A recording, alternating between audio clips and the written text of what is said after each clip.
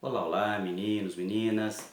Vamos dar continuidade aí às nossas videoaulas. Hoje, ultimando, terminando a intervenção de terceiros, falando de amicus curiae. Vamos lá então?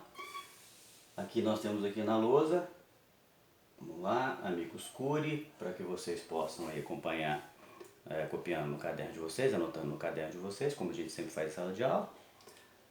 Amicus curiae, artigo 138. Aliás, o amicus curiae é disciplinado unicamente nesse artigo, tá bom? O artigo 138 do CPC.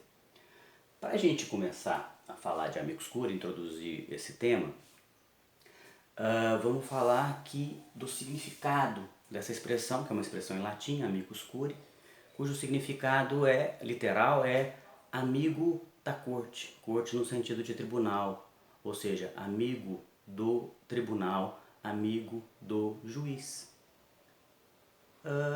Aí a gente pode perguntar, mas por que em determinada situação, em determinado processo, onde um terceiro vai intervir, seria necessário aí um amigo do tribunal, um amigo do juiz?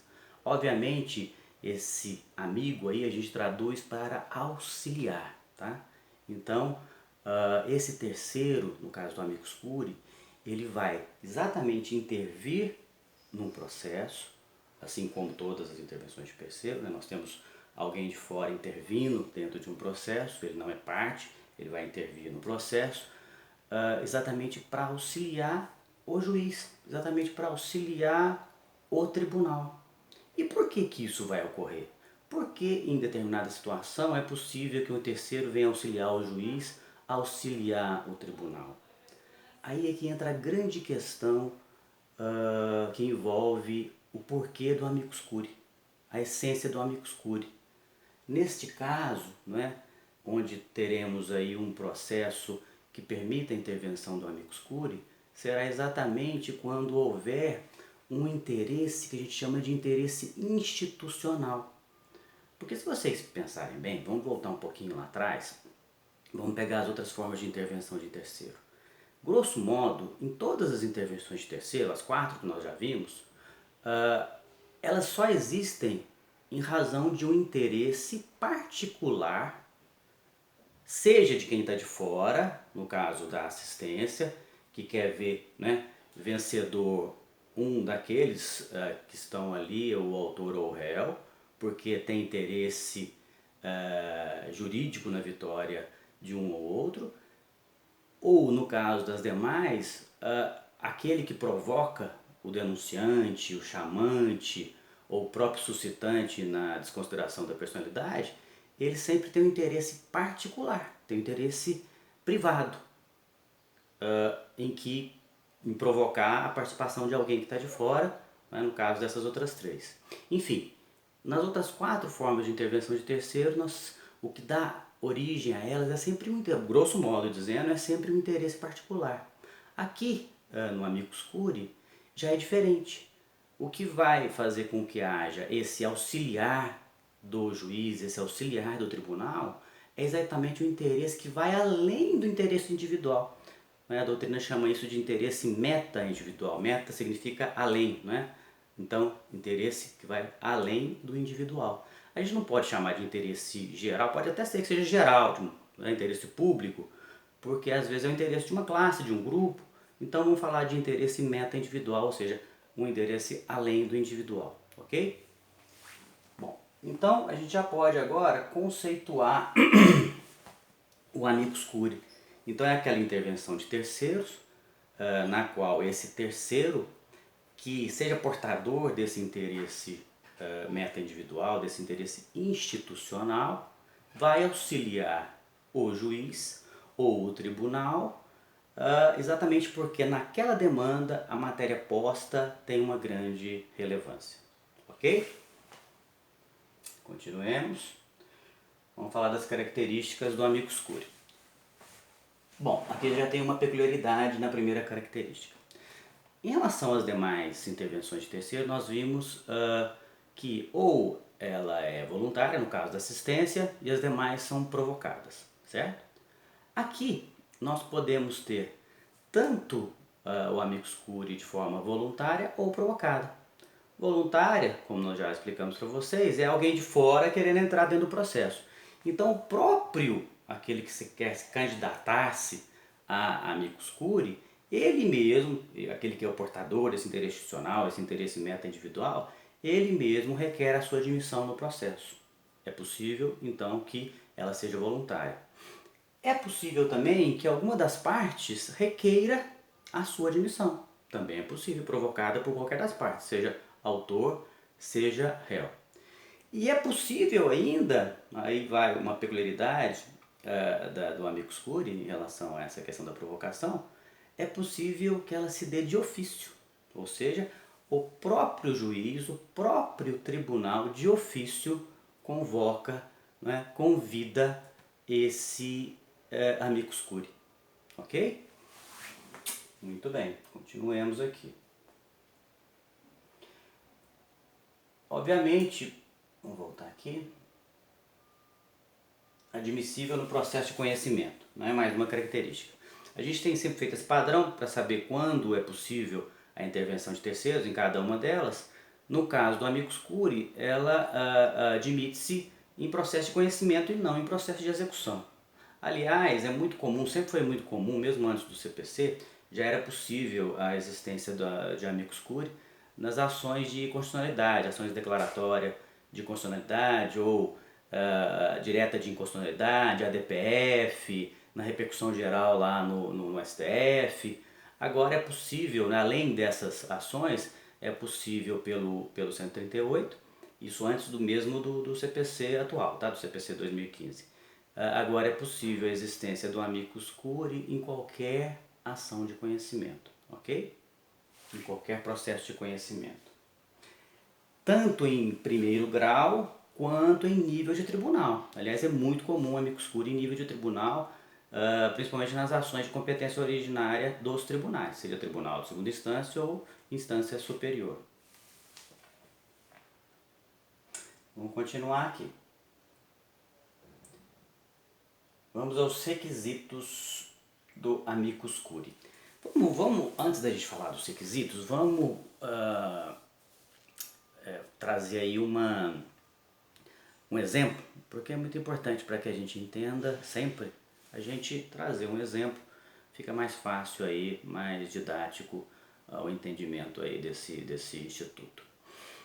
Imaginemos então, já que a gente está em épocas de surto, de pandemia, de coronavírus, imaginemos a seguinte situação.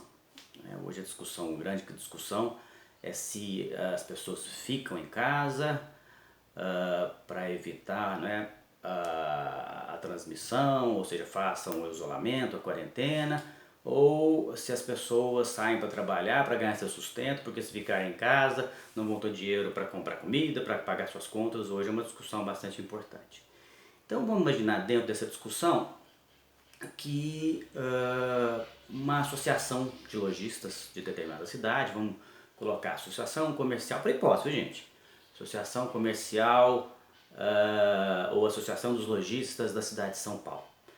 Então essa associação promove uma ação, um mandado de segurança, imaginem, dizendo que é direito líquido e certo a livre, são direitos, né, seriam direitos fundamentais, aí, apoiados, fundamentados esse mandado de segurança em direitos fundamentais, o da livre iniciativa, o do direito ao trabalho, enfim, o direito à liberdade. Então, que os lojistas têm o direito líquido e certo de manter suas portas abertas, independente aí dos decretos municipais que determinaram o fechamento do comércio, por exemplo. Tá? Então essa é a ação, mandado de segurança.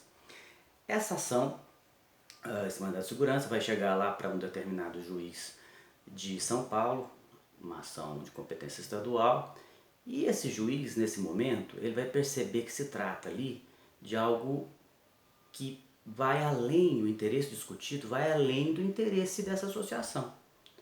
Porque se ele permite a abertura das lojas, né, em detrimento do decreto municipal que determinou o fechamento, obviamente isso tem impactos. Pode ter impactos na saúde, das pessoas, em aumento da transmissão aí do Covid. E se ele denega esse mandado, obviamente também você tem impactos. Esses comerciantes, esses trabalhadores, empregos, vão ter prejuízo, né? Vão ter prejuízo. Numa situação como essa, o conhecimento discutido aí vai além do conhecimento do próprio juiz.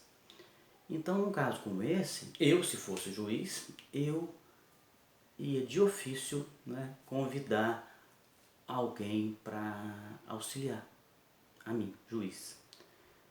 Convidaria quem, por exemplo? Então tem que ser exatamente alguém que tem esse conhecimento e esse interesse institucional. Convidaria, por exemplo, o Conselho Federal de Medicina. Entenderam? Então é possível, nesse caso, que o juiz, de ofício, indique como amicus curiae o Conselho Federal de Medicina, ou vamos imaginar também a possibilidade, o Hospital Albert Einstein, um hospital conhecido, um hospital afamado, ok? Então esse seria um exemplo. E esse hospital, esse Conselho Federal, atuaria exatamente com o seu conhecimento científico ali para manifestar, para opinar, né, para dar um parecer em relação àquela questão.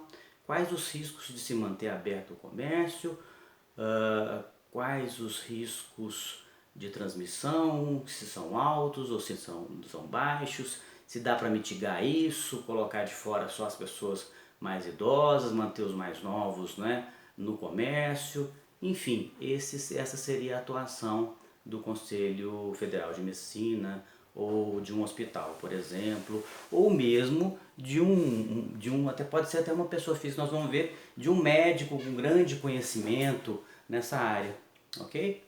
Então voltemos aqui. Vocês talvez perceberam que a luz modifica, né? Quando o monitor aqui apaga, melhora a questão da iluminação. Mas a gente precisa aqui da nossa lousa eletrônica, então vamos continuar. Então, vamos lá? Quais são os requisitos? Primeiro, os requisitos objetivos para que haja a possibilidade do amicus curiae. Requisitos objetivos.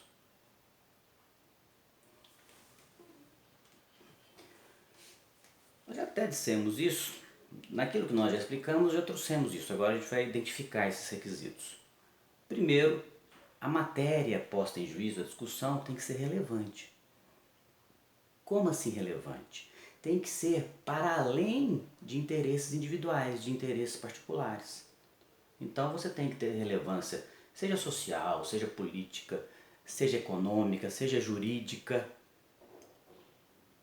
Né? Aí nós temos aí essa necessidade da matéria posta em juízo ser relevante. O tema tratado naquela matéria posta tem que ser um tema de certa especificidade. Porque se o juiz, as partes tiverem um conhecimento amplo acerca daquele tema, não há necessidade do amicus curiae para opinar, para se manifestar. Já se tratar de uma matéria relevante e o tema sendo específico, tal qual o exemplo que a gente deu, você tem aí uma matéria extremamente relevante de saúde pública, além da questão econômica, e de outro lado você tem um tema muito específico que foge muito ao conhecimento comum de um juiz, ok? Mesmo das partes, que é a questão científica acerca da transmissão do vírus e em relação aos vários idades, a quem é de risco, a quem não seria de risco, certo?